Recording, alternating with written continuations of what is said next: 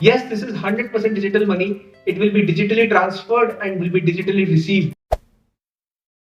अगर आपको पैसा ट्रांसफर करना है थ्रू यूपीआई, आपको पहले रिक्वेस्ट करना पड़ेगा अपने बैंक के साथ। फिर बैंक्स डिसाइड करते हैं कि आपके पास सफिशिएंट बैलेंस है कि नहीं। फिर वो बैलेंस आपके अकाउंट से डिडक्ट करते हैं और ट्रांसफर करते हैं balance to the beneficiary account. Background में क्लियरिंग एंड सेटलमेंट का एक लेंथी प्रोसेस चालू रहता है to make sure everybody gets paid what they are owed and not a penny more. So basically एक चेन ऑफ इंटरमीडिएटरीज है जो एक ट्रांजैक्शन को सक्सेसफुल करते हैं। विद डिजिटल रूपी हाउएवर आपको कुछ इंटरमीडिएटरीज की जरूरत ही नहीं पड़ेगी। आप सिंपली अपने वॉलेट से दूसरे वॉलेट में पैसा डिजिटली ट्रांसफर कर सकते हैं विदाउट एनी हैसल, वो भी डिजिटली। जैसे आप फिजिकल कैश के साथ करते हो, ट्रांजैक्शन फाइनल है, सेटलमेंट फाइनल है, आपने पैसा किसी को दे दिया तो दे दिया, फाइनल है।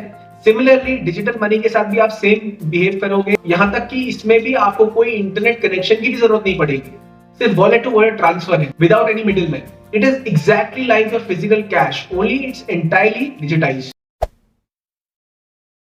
अभी डिजिटल करेंसी सिर्फ क्लोज्ड ग्रुप ऑफ पीपल के लिए अवेलेबल किया जा रहा है एंड कुछ एक सिलेक्टेड सिटीज में ही। और अगर आप इन लकी शहरों में रह रहे हैं तो आपको पहले तो CBDC app, central bank back digital currency app download करना है और वो फोन नंबर यूज करना है जो आपके बैंक अकाउंट से लिंक्ड है। Once you register yourself successfully on the app, आपको एक यूनिक आईडी असाइन की जाएगी। फिर आप वॉलेट को लोड कर सकते हो and you can start transferring money from account to the beneficiary account.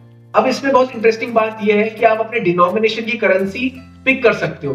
तो सपोज अगर आपको 10,000 रुपीज ट्रांसफर करना है तो 500 की 16 नोट्स, 100 की 10 नोट्स, 15 की 20 नोट्स ये चूज कर सकते हो। सो बेसिकली यहाँ आपको अपने पसंदीदा डिनोमिनेशन के नोट्स सिलेक्ट करने का मौका मिलेगा। तो जैसे ही आप कंफर्म करते हो वॉलेट में वही डिनोमिनेशन के नोट्स लोड हो जाएंगे।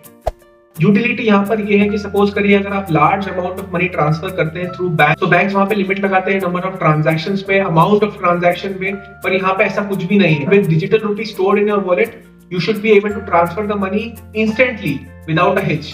आप जब चाहो जितना चाहो पैसा अपने वॉलेट से बेनिफिशियरी वॉलेट में ट्रांसफर कर सकते हैं। सेड विच ये पॉसिबिलिटी है कि आरबीआई डिजिटल रुपी ई रुपी पे भी कैप लगा दे, बट थ्योरेटिकली डिजिटल रुपी का जो कॉन्सेप्ट वो यही है कि वो सिग्निफाई करता है कैश को। सिर्फ फर्क इतना ही है कि वो डिजिटाइज्ड कैश।